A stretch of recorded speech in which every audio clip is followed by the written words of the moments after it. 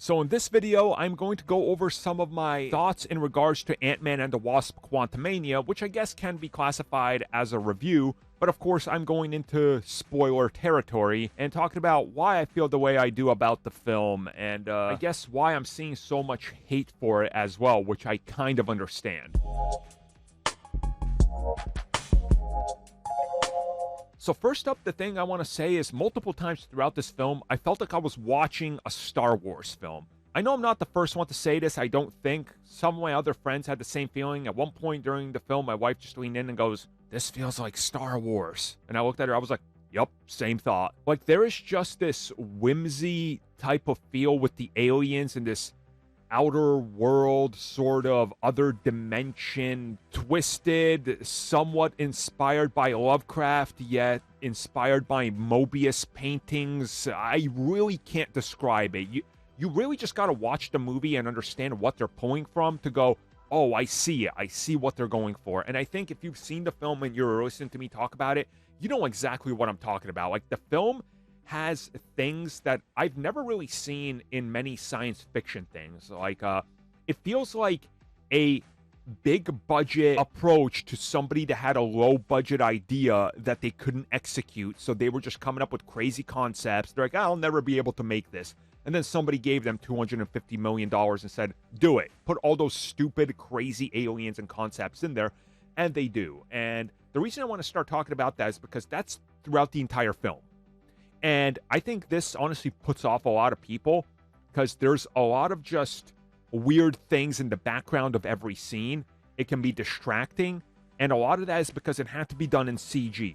And you can tell that there's very much some practical aliens in suits, but a lot of it had to be done in CG. And I think this took a lot of people out of it because literally 95% of this film is set in the quantum realm. Everything just looks like, it doesn't look normal. It looks off-putting. It doesn't look real because it's not real. It's the quantum realm. And I really appreciated that approach to it as somebody who's a hardcore fan of science fiction, especially hardcore science fiction, which I've talked about before. Now, at the same time, I want to talk a little bit about the actual film outside of just that. So, I thought there was some really interesting stuff they did here. The character development on everybody's front, I think, is great. Everybody has character growth. Some people way more than others. Michael Douglas's Ant-Man, obviously Hank Pym, not as much, but he serves his purpose here. The real standouts are, of course, Scott Lang, Cassie, and then Janet. She gets her due in here, and it's really great because we get to see Michelle Pfeiffer look amazing and, really put her acting chops out there and deliver some great stuff. And speaking of delivering great stuff, I thought that this was the best handling of camera work in regards to the combat and the fight scenes that we've seen so far. Which also brings me to Peyton Reed using Kang the Conqueror in this and what he did with him, which I thought was great. The 15-20 minutes he's on screen, he commands the screen. You understand from the very first time we see him confront our heroes, you understand what this character is about and that he is ruthless. He's willing to do almost what many others would not. And again, I really like that approach. It shows who the Conqueror is. Now, yes, by the end of the film, yes, he dies, but that doesn't mean anything. He's Kang the Conqueror. And also in the post-credit scene, we see the Council of Kangs. So, time travel manipulation, timelines, that specific version we saw die can always come back. That's pretty much a thing, right? At the same time, going beyond just Kang, I thought MODOK was handled as good as you can handle MODOK. And honestly, this is the only project I think he fit in. If you took the concept of MODOK and tossed him into the normal MCU outside the quantum realm, that character doesn't make sense. He would not work. It would look ridiculous and sound ridiculous. With the concept of the quantum realm and what it does, and them taking a lot of time to establish how it twists you, messes you up, and the crazy life that lives there, you see MODOK and you go, yeah, that makes sense. That works. Because they built up the expectation and the reveal works. It just does. At least to me, because the concepts are all there. Now, I understand why people also hate this film because, at the same time, they might not like MODOK or how Kang was handled because he gets killed off. Again, you should know that's not a factor for Kang. But I'm seeing a lot of gripe with how they handled just the overall look of everything, which again brings me back to whether you like this or not, whatever, it's CG, it has to be.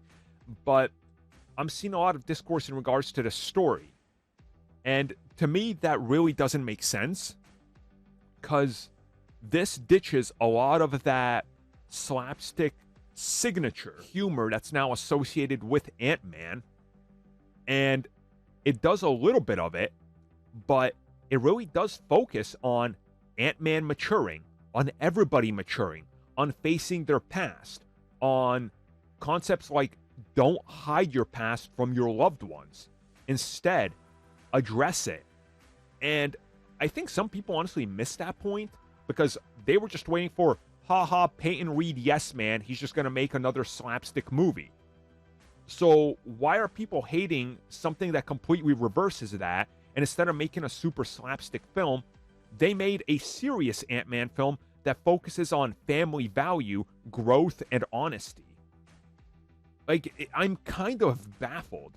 And what really got to me was talking to the normal crew of people and fans I see at the theater that I go to afterwards. So I always ask, what did you think? They were all like, I don't understand what the reviewers were watching.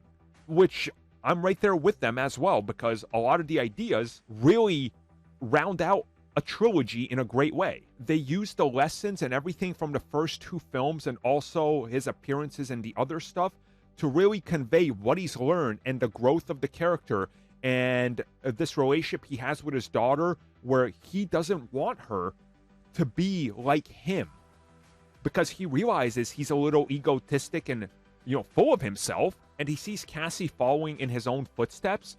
And by the end of the film, he realizes instead of holding her back and trying to keep her away from Hank and Janet and everybody, they helped me become the best version of me, so why shouldn't I allow her to do the same thing? It's a film about growth as a father. I know it's crazy to say, but I felt this watching the film where I was like, yeah, you should be proud of your own daughter if she's looking up after you because she sees you as a role model. And even if she's getting into a little bit of trouble because you did, she sees that what you did ultimately saved her, and she comes around to it at the end. And I've seen some reviews saying that there's none of that in this, where I don't understand if they were watching the same film as I was, because it's all there. This film is more about family than anything else, which to me really, really stood out. If in case you can't tell, I really enjoyed this film. Like I said, I'm still somewhere, it's right there in the middle of my MCU ranking. I think upon rewatches, I think I'm going to like it even more. And there's something here that I think a lot of people are overlooking.